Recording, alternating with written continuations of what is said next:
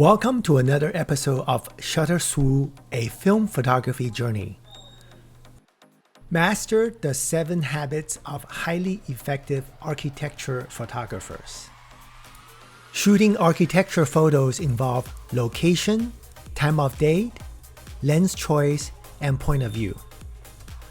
Shooting architecture photos involve shooting elevations, converging lines, and details. Special thanks to my professor for this lesson on architecture and for loaning me his special FM2. Welcome to another episode of Shutter Swoo, a film photography journey. Today I will be shooting some photos, primarily architecture, using my mentor and teacher's Nikon FM2. Nikon produced the FM2 for 20 years from 1982 to 2001. The Nikon FM2 is a beautiful camera. This is a very well-built camera and it is very easy to use. It's a fully mechanical camera, which means that no battery is needed in order to shoot at all shutter speeds. The battery, for example, 2 silver oxide SR44s, is only needed for the built-in light meter that quickly displays whether the 60% center weighted, which is indicated with a 12mm reference circle in the viewfinder, exposure is over, under, or correct. Location. Select a location that will showcase architecture as the subject and tell a story. Today I'm shooting at the Township Commons Public Park at Oakland's Brooklyn Basin. It's located alongside the Oakland Estuary with fabulous views to Alameda and San Francisco. It has amazing architectural structures and elements and is adjacent to the restored 9th Avenue Terminal building. This is a great place for runners, walkers, families on a stroll, and especially roller skaters.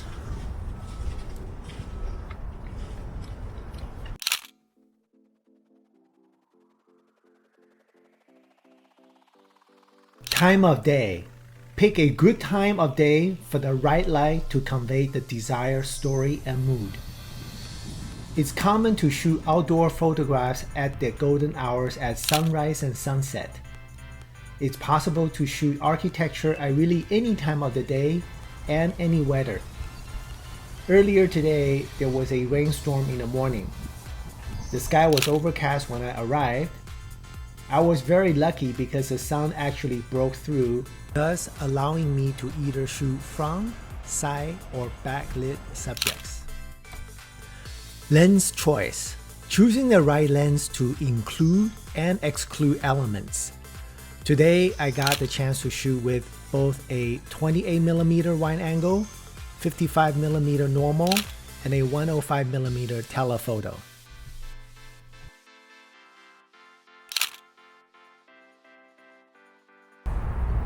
This picture will be on elevation, so I'm finding the center of the building and I'm taking a picture with the normal perspective, which is a Nikon 55mm, and it should give me a normal perspective. Even though it has a building light meter, but I want to make sure it's accurate enough. So on my phone app, I set to ISO 200. And I see that this exposure, if I do a spot metering, it's about, and we want to overexpose, so it's f16 1/125.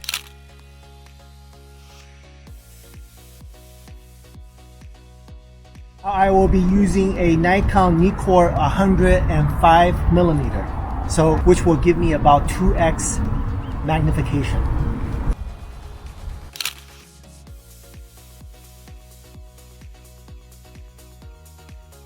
Next, I will be using a Nikon 28mm, so it is a very useful wide angle for landscape and travel.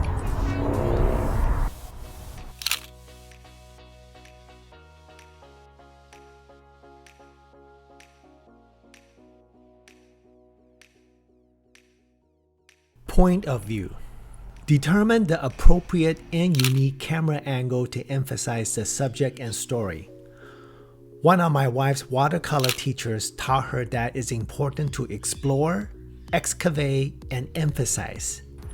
In order to emphasize the subject, it's important to find the right location and find a good and unique camera angle. I often get higher or get lower to find a good composition. I often point the camera up or down to emphasize the subject. In summary, architecture photography essentials include location, time of day, lens choice, and point of view. Have fun shooting elevations, converging lines, and details. It turned out to be an amazing afternoon here at the Brooklyn Basin.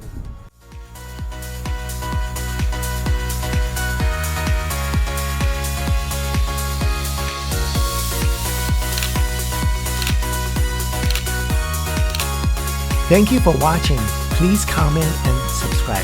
Have a beautiful day.